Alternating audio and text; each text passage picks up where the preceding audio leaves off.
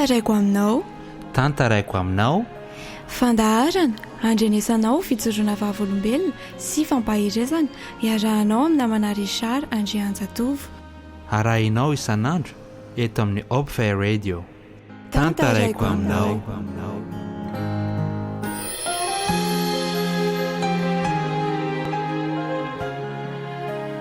Simba hono ny kolotsaina malagasy, ny sotoavina malagasy no nidiran'ny fivavahana kristianina teto. Marina ve zany? Miarabanao amin'ny anaran'i Jesosy ny namanao Richard Andrianjatovo. Manasanao mba hangilatsofina ary oliana trany amin'ny fiarahantsika. Mialohan'izay aloha dia andaosika hivavaka. Sotra ray eo fanarovanao zay, no tantaninao, no vimbinao, nampahirezinao nandritran'izay andro maromaro tsy niaonana teto zay. Kanefa kosa amin'ity anio ity dia nalahatra ao mba afaka iona amin'ity namako mianatra ny soratra masina miaraka amiko ity ny tenako. Mamelà ny helony, mamelà ny heloko, ary mamindrafo aminay engany ianao hita anay sy ny ankonanay, ny firenenay indrindrandrindra. Amin'ny anaran'i Jesosy no angatana izany. Amen.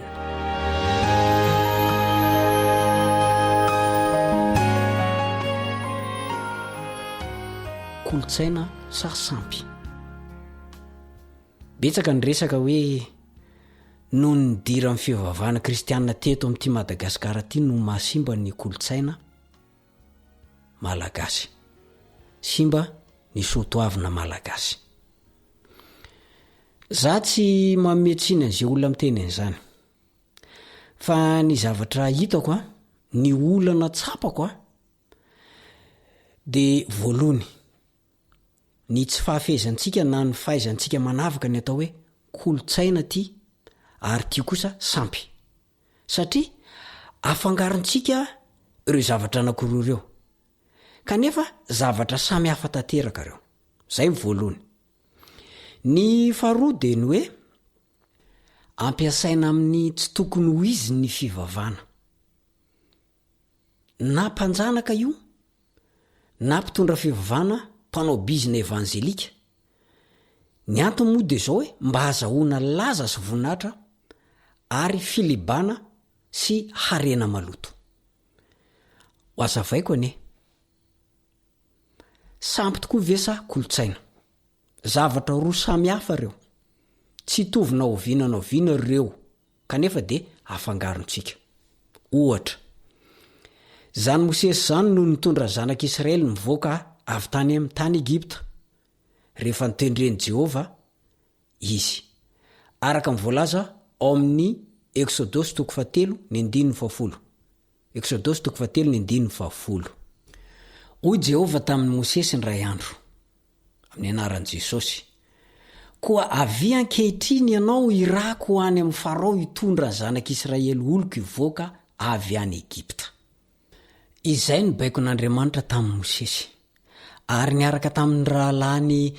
Arona moa izy, araka mivoalaza ny Exodosy 7:1 sy 2. Exodosy 7:1 sy 2. Ary hoy Jehova tamin'ny Mosesy: indro efa nataoko Andriamanitra ho amin'ny Farao ianao, ary Arona rahalanao kosa ho mpaminaninao. Ianao ilaza izay rehetra nandridiko anao, ary Arona rahalanao kosa ilaza amin'ny Farao mba handefasany zanak'Israely hiala amin'ny taniny. Dia haintsika moa ny tantara fa tafavoaka ny tany Egipta tokoa ny zanak'Israely niaraka tamin'izy mirahalahireo. Rehefa maty anefa Mosesy dia araka ny voalaza fa nafiain'Andriamanitra ny fasana ny levenany ao amin'ny Deutéronomia 4:30, ny 5:5. Deutéronomia 4:30, ny 5:5. Satria hain'Andriamanitra tsara meloa mihitsy fa ho lasa hivavahany zanak'Israely io fatony io, na ny fasany, raha ohatra sanatriany zany ka misy mahita. Sady zany raha teo no paikadiny Satana ny adivany mantsy ny fatiny Mosesy araka mivoalaza ny Joda 5:7. Fanompontsampy anefa zany fivavahana maty sy ny fasany zany, ary tsy kolotsainy jiosy no sady tsy any kristianina ihany koa. raha tanteraky satana ny nampahita amin'ny fahasamosesy de velona ny fanompoam-be ny alamady be ny fampandrona tsy kolotsainy zanak'Andriamanitra zany fa sampy tanteraka satria fiankofana amin'ny maty fiankofana amin'ny zavaboary fa tsy amin'ny Jehova. Rehefa nymonomonina ny zanak'Israely ray andro no ny alaviran-dalana ny tondrana azy sy ny tsy fisindrano ary ny nahatovoka azy tamin'ny finanany mana isan'andro araka ny voalazan'ny Nomeria 1:25 Nomeria 1:25 de nalefa n'Andriamanitra anaikitra azy indray ny menarana. Nomeria 1:25 Nomeria 1:25 nanome vaolana aminjena zay mino anefa Andriamanitra ka nampanao menarana varana naantona tamin'ny hazo ary nybaiko ny Mosesy tamin'izay fotoan'izay ao amin'ny 17 ary zay mijery an'io menarana varana io velona ny 9:7 no ahitana an'izay mahampalahelo anefa fa lasa ny vavany zanak'Israely le menarana varana tateoriana sampy zany ka tsy maintsy nompiteny Hosea mpanjaka araka ny mpanjaka 2:12 ny 4 mpanjaka 2:12 ny 4 ny tsy fananan'Andriamanitra afa-tsy Jehova ihany no kolotsaina jiosy ary tokony ho an'ny kristianina ihany koa zany zay mivavaka amin'ny sary vongana zany de tsy ekena araka mivoalazan'ny Exodosy 2:13 ny 9:7 Exodosy 2:13 ny 9:7 ka nahafatesana olona marobe ny ray andro monja tamin'izay fotoan'izay. Exodosy 2:13 ny 9:7 sy 7:20 ny 9:7 sy 7:20 santiona ny makasika amin'ny kolotsaina sy ny sotoavina jiosy ihany reo ary ny firenena rehetra de samy manana ny azy nefa mifanindran-dalana eny ihany ny fanompo-tsampy. Kolotsaina gasy zao ny hoe tenerana, kabary, vakodrazana, hiragasy, taovolo, fifanajany zanaka, ny ray aman-dreny sy ny zanaka, ny mpianada, mifanaja reo, tsy misy maratsy an'izany. Ary zaho aza de mandrisika mba tokony hankafizana ny anoizana izany nytantaraiko teo zany satria zany no antsika ankehitriny nefa de tosala mialasa mielefy tsy hitatsony reny odina tsy hita tonitony vomanga vorovahoaka lizy tsy zany ntsony no hita naiza naiza fa de migasy mihitsy zany hoe hipetraka eo amin'ny fandrinany ny anada zany na isa veraberaky masopady na hanao resaka mamao fady eo anatrenin'olo maventana ireo fady azy kolotsaintsika zany de sanatria ve ny fivavana venona tonga an'zany mifanotra am'zany aza fa tena mandrisika ny fahamatinana sy mifanajana eo amin'ny samy olombelona amin'ny baiboly ny fivavana kristianina ampirisiny ny fanajana ny ray aman-dreny zay mivoalazan'ny 10 amin'ny Exodosy 2:12 ampirisiny ny fanajana ny fotsivolo sy ny antom-panahy Levitikosy 7:12 ny 9:13 Levitikosy 7:12 ny 9:13 ampirisiny ny fanajana ny olona rehetra mihitsy Petera 2:2 ny 9:17 Petera 2:2 ny 9:17 ny zavatra tsara toy izany ve de manimba ny zavatra tsara toy izany ve de hoe ratsy tsia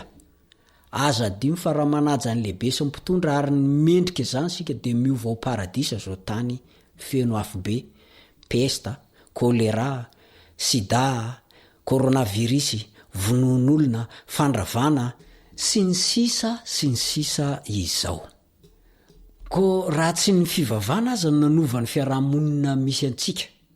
eny fa na de zao tontolo zao misy antsika mihitsy no ho ratsy de iza sa inona no mahatonga an'izany eto ny idirantsika amin'ilay faharoa ny fampiasana ny fivavana tsy izy tena misy io taloha misy io am'izao ary mbola isy mandra-piavin'i Jesosy ka nampanjanaka io na mpitondra fivavana mpanao bizina evanjelika dia samy manao an'izany avokoa mbola mitoy manao an'izany ary mbola misy hanao an'izany ihany mba azahoana laza sy voninahitra filibana arena be nefa reny arena reny dia arena maloto tsy ny fivavana ny ratsy tsy ny fivavana kristianina ny ratsy araka ny namakafakantsika azy teo ambony fa ilay fomba nampiasana azy sy ny toetsaina tao anatiny ny entina nampiarana azy ny baiboly dia miteny amintsika fa ny fitadiavan-karena toy izany na iza ny manao sy ny nanao ary mbola hanao azy mpitandrina io mpanao bizina evanjelika io mpanjana tany io dia arena maloto no ilazany baiboly azy tsy mba arena norimaly reny fa arena maloto ahoana hoy ny voalazany baiboly Titosy 1:7 Titosy 1:7 amin'ny anaran'i Jesosy fa ny mpitandrina dia tsy maintsy ho tsy manatsiny fa mpitandrina ny an'Andriamanitra tsy mitombo teny fantatra tsy mora tezitra tsy mpimamy lianady tsy mpikapoka tsy tia harena maloto zay ny voalazany tenin'Andriamanitra hoy ny baikony Jesosy zay nampitondrainy an'i Petera ao amin'ny Petera 1:5 Petera 1:5 andraso ny ondrin'Andriamanitra zay eo aminareo mitandrina azy tsy antery fa amin'ny sitrapo araka an'Andriamanitra tsy amin'ny fitiavana harena maloto fa amin'ny zotom-panahy enjana zany teny zany fa efa mba nahita aho mpitandrina tena tia harena maloto tia izany hoe fitiavaka-rena mafy zany ny mahantrahantra odiana tsy hita ny mafimafy ady tsy jereniny maso fa zay mahatolotolotra sy zay manome ihany reny no idirana an-trano fitiavana rena maloto zany indrindra moa ny mpanao bizina evanjelika tsy fataony zanak'Andriamanitra ho any an-danitra zany ry pastera isany tandremo mila mibebaka ianao ary tsy izany ihany fa ny kristianina rehetra teo any an-danitra zany dia tsy maintsy mandositra an'izay maniry ny adova fiainana mandrakizay ianao aza tia rena maloto ny zavatra toy izany veo a ny mahatonga ny hoe fiamorantsika tsy ny fivavana fa ireo mpibizina ara-pivavana mitady vola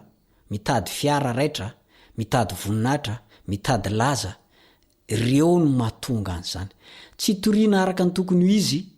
ny voalazany soratra masina koa voatsara ary a ny amin'ny hoe sampy sy ny kolotsaina sy ny sotoavina ampahiratra ny masom-panantsika ne ary ampianatra antsika ilay Andriamanitra ny baiboly ivavaka isika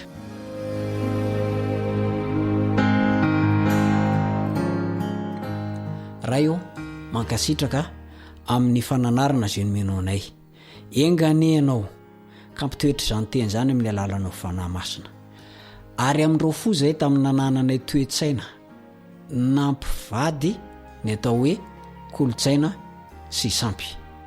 ny sotoavina sy ny fanompoana andriamanika hafa amin'izao sisy zao dia fantatra ny tokony ataonay koa dia mamela ny helokay raha nisy tsy fahatanterana tamin'ny lasa amin'ny anaran'i Jesosy no angatany izany amen dia mametraka ny mandra-piona mandra-pitafa aminao indray ny namanao Richard Andrianjatovo veloma tompoko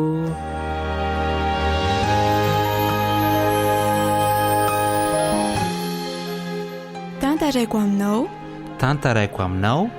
fandaharana andrenesanao fitsoroana vavolombelona sy fampahirezana iarahanao amin'ny namana Richard Andrianjatovo arahinao isanandro eto amin'ny Hope Radio